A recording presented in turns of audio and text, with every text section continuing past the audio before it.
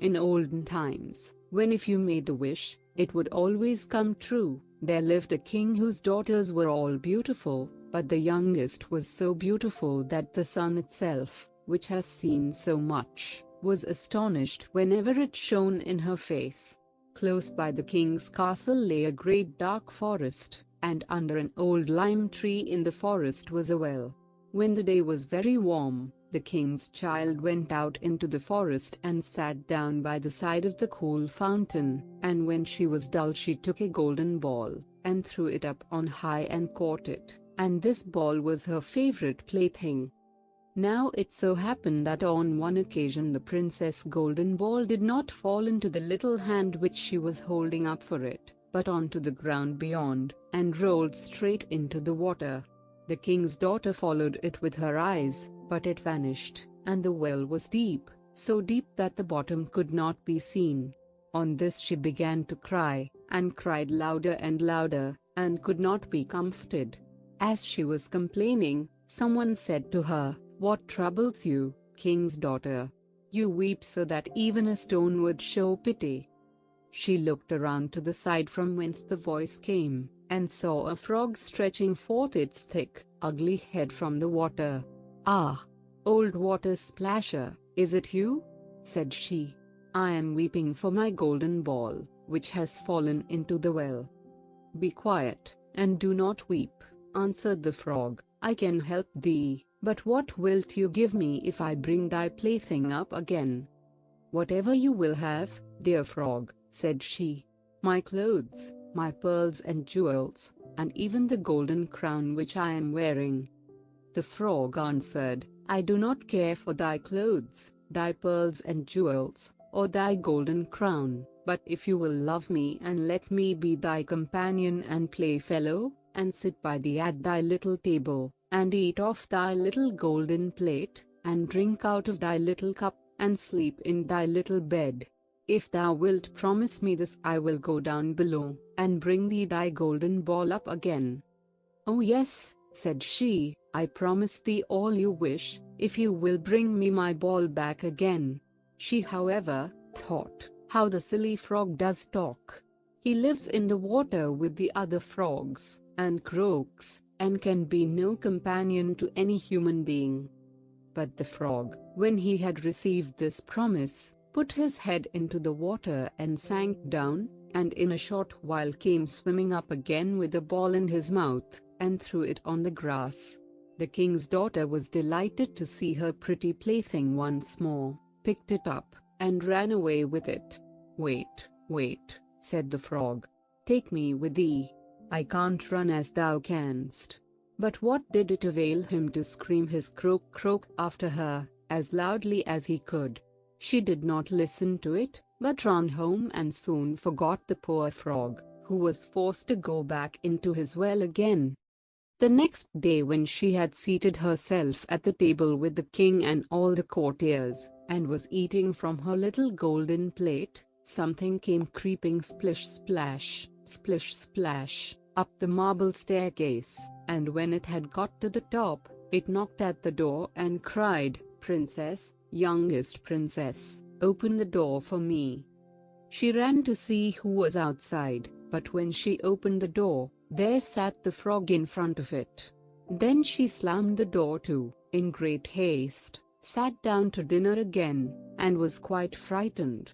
The king saw plainly that her heart was beating violently and said, "My child, what art thou so afraid of?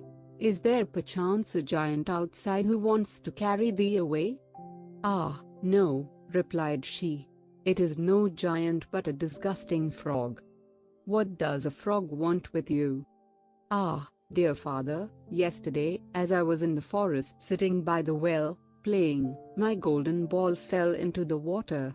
And because I cried so, the frog brought it out again for me, and because he so insisted, I promised him he should be my companion, but I never thought he would be able to come out of his water.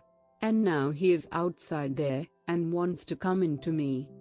In the meantime it knocked a second time, and cried, "Princess, youngest princess, open the door for me. Dost thou not know what thou saidst to me, yesterday by the cool waters of the fountain?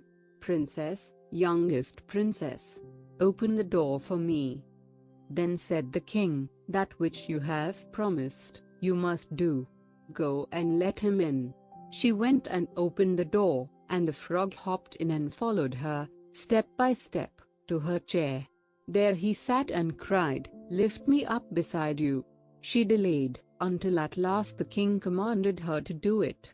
When the frog was once on the chair he wanted to be on at the table, and when he was on the table he said, now, push your little golden plate nearer to me that we may eat together. She did this, but it was easy to see that she did not do it willingly. The frog enjoyed what he ate, but almost every mouthful she took choked her. At length he said, I have eaten and am satisfied. Now I am tired. Carry me into thy little room and make thy little silken bed ready, and we will both lie down and go to sleep.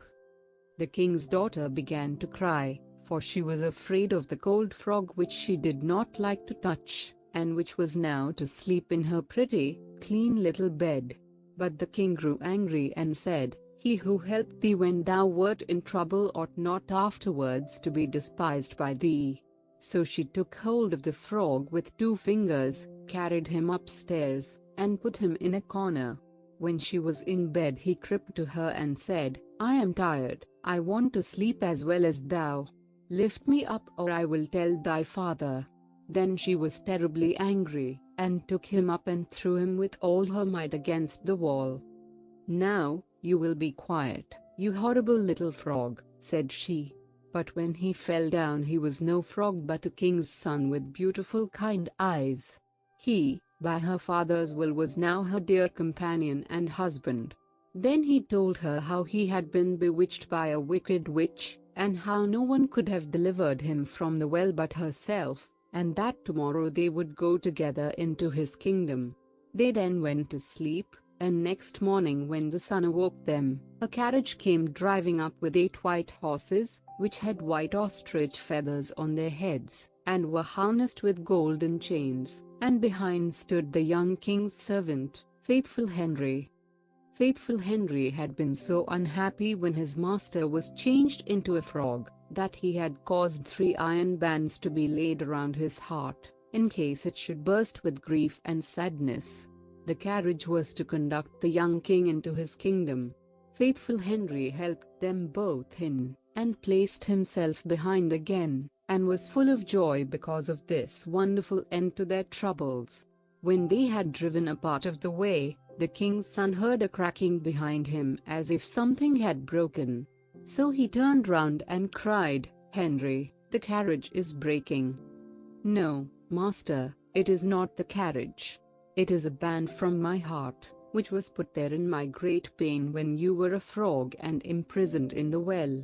Again and once again while they were on their way something cracked, and each time the king's son thought the carriage was breaking, but it was only the bands which were springing from the heart of Faithful Henry because his master was set free and was happy.